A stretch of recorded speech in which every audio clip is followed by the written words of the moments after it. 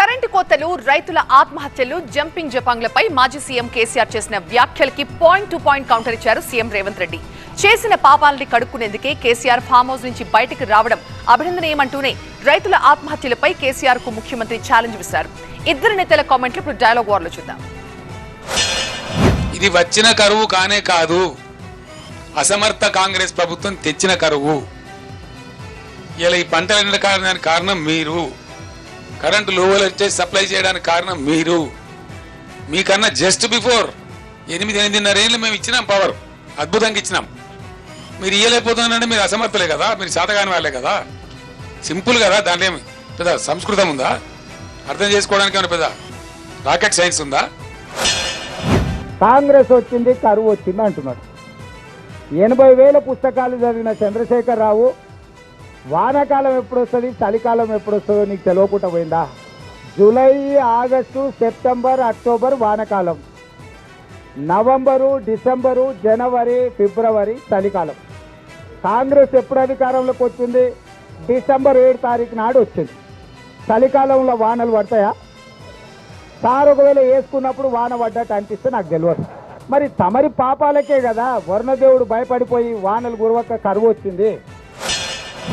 Within 100 days, 110 daysలో ఇంత దుర్భరమైన పరిస్థితి చూస్తామని మేము అనుకోలేదు. అందినటువంటి సమాచారాన్ని బట్టి 100 రోజులలో 200 మంది రైతులు ఆత్మహత్యలు చేసుకున్నారు. కొందరు కరెంటు షాకులతోని, కొందరు ఆత్మహత్యలు. నేను కొద్దిగా బాధపడుకుంటూ మాట్లాడుతున్న ఆవేదనతో, ఎందుకంటే రైతులు మళ్ళీ ఆత్మహత్య చేసుకునే దుస్థితి ఈ రాష్ట్రంలో వస్తుందని చెప్పి మేము కళ్ళ కూడా అనుకోలే. పేర్లు చెప్పమను, పేరు ఊర్లు ఇవ్వమను, నష్టపరిహారం ఇద్దాం. 200 నెంబర్ చెప్పుడు కాదు, ఏ రైతు, ఏ ఊరు, అతని వివరాలు మాకు పంపుండి. నిజంగానే రైతులు చచ్చిపోయి ఉంటే రైతుల పట్ల సానుభూతి ఉన్న రైతు ప్రభుత్వం మాది, ఆ రైతు కుటుంబాలను ఆదుకునే బాధ్యత మాది. 200 కుటుంబాలను ఎన్నికలైన మరుక్షణం సచివాలయాన్ని పిలిచి వాళ్ళని ఏ రకంగా ఆదుకోవాలో మా ప్రభుత్వం నిర్ణయం తీసుకుంటుంది.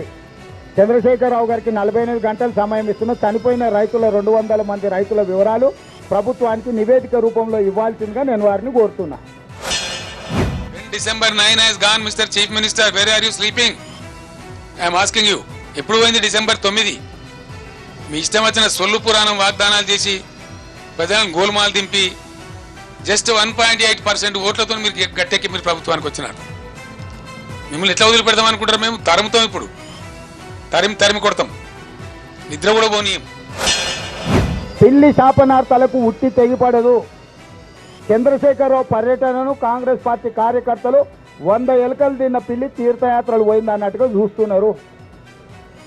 నీ దోపిడీని కప్పిపుచ్చుకోవడానికి ఈ ఎన్నికల్లో నీ ఎంపీ అభ్యర్థులు పారిపోతుంటే దాన్ని అధిగమించడానికి నీకు తెలిసిన తక్కువ విద్యలన్నీ ప్రదర్శిస్తున్నావు. ఇవన్నీ కాలం చెల్లిపోయినాయి. చంద్రశేఖర్ అనేవాడు తెలంగాణ రాష్ట్రంలో రద్దయిపోయిన 1000 రూపాయల నోటు లాంటి వాడు. ఎవడన్నా జేబులో పెట్టుకుంటే జైలు కోతాడు 1000 రూపాయల నోటు. ఇవాళ టీఆర్ఎస్ కూడా గట్లాంటిదే. రద్దయిపోయిన 1000 నోటు. బీఆర్ఎస్, టీఆర్ఎస్, కేసీఆర్, ఆ ప్రభుత్వం ఏందో దాని కాలం అయిపోయింది.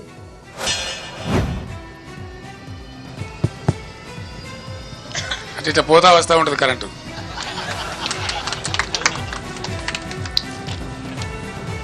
ఇప్పుడు మనందరం ప్రత్యక్షంగా చూస్తా ఉన్నాం. ఆయన సూర్యాపేటలో మాట్లాడుతుంటే మైక్ ఆగింది. అసలు ఎంత సిగ్గులేనోడు అంటే నేను మళ్ళీ విద్యుత్ అధికారులు అడిగిన. విద్యుత్ అధికారులు చెప్పారు, సార్ ఆయన ఉన్న ఏరియాలో కదా, సూర్యాపేట టౌన్లో ఏ సబ్ స్టేషన్లో కూడా 30 సెకండ్లు కూడా కరెంటు పోలేదని అధికారిక లెక్కలు చెప్పినాయి.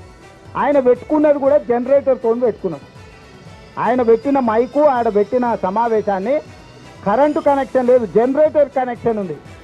నీ జనరేటర్లో ఎవడు పుల్ల పెట్టిండో, నీ పార్టీలో ఎవడు కట్టే పెట్టిండో, ఆ 3 అడుగుల జగదీశ్వర్ రెడ్డి పడనోళ్ళు ఆ జిల్లాలో బొచ్చడి మంది ఉన్నారు. ఎవడు ఆ కనెక్షన్ వీకిండో, ఎవడు కనెక్షన్ పెట్టిండో ఎవడికి తెలుసా? నీ దాంట్లో ఉన్న బొక్కలు నువ్వు చక్కగా చూసుకోక ఇక చూసినావు కరెంటు కాంగ్రెస్ వాళ్ళు తీసిరని.